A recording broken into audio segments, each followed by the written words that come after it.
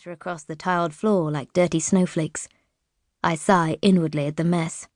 Sometimes I'm no better than my teenage son.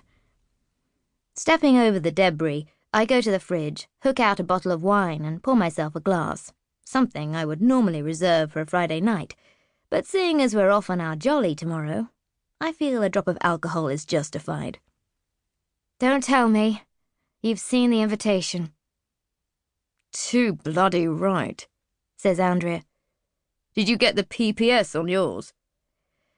Where it says about making amends? What is that all about? I shrug, even though Andrea can't see this action. No idea. Maybe she just really wants us to go. Maybe she thought we'd change our minds, now that it looks like it's going to be an outdoor adventure type of weekend. I'm not bothered about that, says Andrea. It's not like we haven't done this sort of thing before.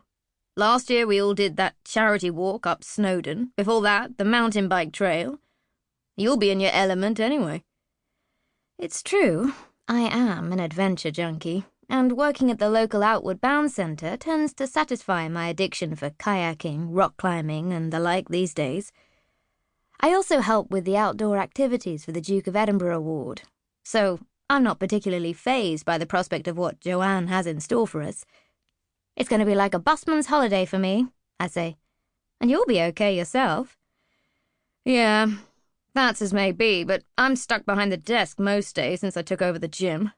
I headed up a high-impact aerobics class the other day and thought my legs were going to seize up afterwards. You'll be fine. Have you spoken to Zoe about the invite? I ask, taking my seat at the table again.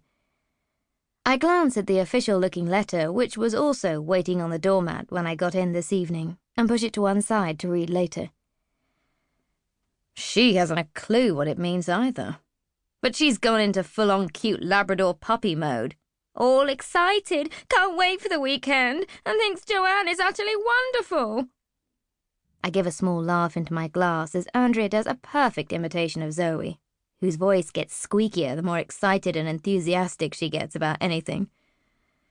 It's too late to change your mind, I say.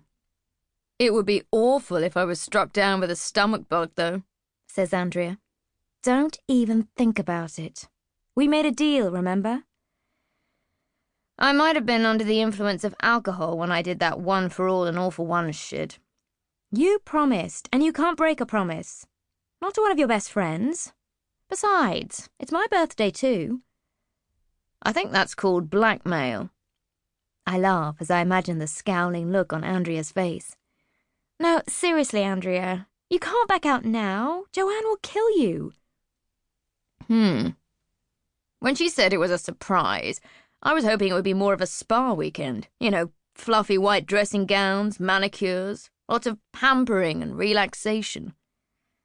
Look, like I said before, I think this is her way of making up for being so distant lately. In saying this, I silently acknowledge that I'm referring more to the way my own relationship with Joanne has been in recent times. We had once been so close, but things happened and the balance of our friendship shifted, leaving a hiatus in our alliance. There's a small silence while we both contemplate the sentiment of the weekend. Andrea speaks first. I suppose I owe it to her. You know, give her a chance to make up for the way she's been since I took on the gym. Is all that still going on between you two? I thought the dust had settled. Sort of. I've certainly drawn a line under it all, but not Joanne. I have this sense that she's still angry at me.